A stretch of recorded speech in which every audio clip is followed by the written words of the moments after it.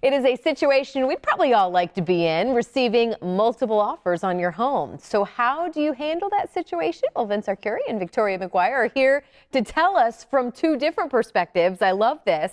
My first thought when I hear this is, wait a minute, I thought a couple weeks ago we shouldn't be getting multiple offers on a home. Maybe it wasn't priced right. Well, you absolutely see when you get these multiple offer situations that are happening. It's very common in the market. You know, with us, we like to price them really retail. If somebody hires us to sell their home, you know, we're trying to get them the most money that they can.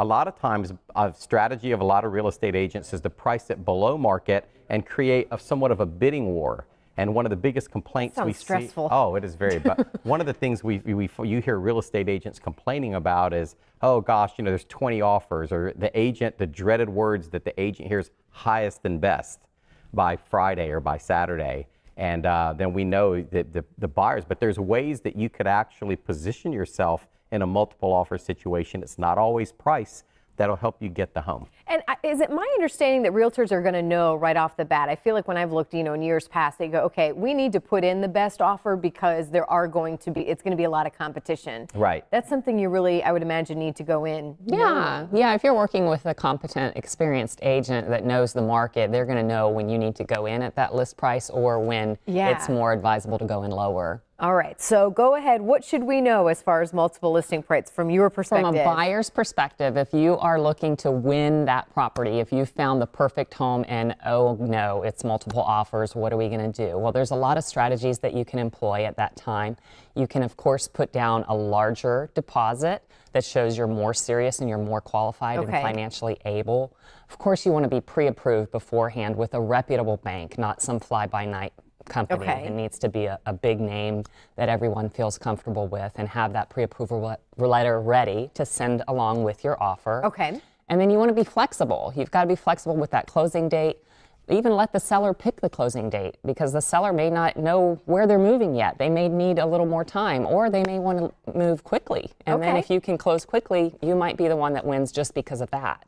I like it. All right. And then now let's flip the side. What say you, Vince? Well, you know, on the, just to follow up on Victoria, one of the things I'd also like to do is write letters to if it's a family with, they're moving here for the schools or what have you. A lot of times when a lot of offers are close in price, maybe write a personal letter from buyer to seller on why they love the house, why they love the area, and why they need that house. Maybe create a little emotional connection. It pulls on the heartstrings. Put a name with a face. I've even had buyers that I've advised them to take a cute little family photo with their kids and everything and include it so that the seller I like it. All right. And from a seller perspective, one of the things, I was at a function last week with Andrew Duncan, you know, the Duncan Duo, probably arguably, you know, one of the finest real estate agents in the country.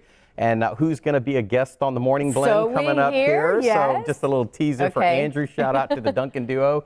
And Andrew, one of the things I asked them, I said, you know, I noticed your listings, you always have this 3 days to respond. And it's a really smart move because it allows. That's not typical? It's not typical because you get an offer, hey, it's a full price offer. Agents seem to want to jump to the seller, hey, I got a full price offer. Where their strategy is, hey, you're going to wait 3 days and we're going to allow these offers to accumulate. And what that does is it allows you to really study the offers. A cash is always king, of course.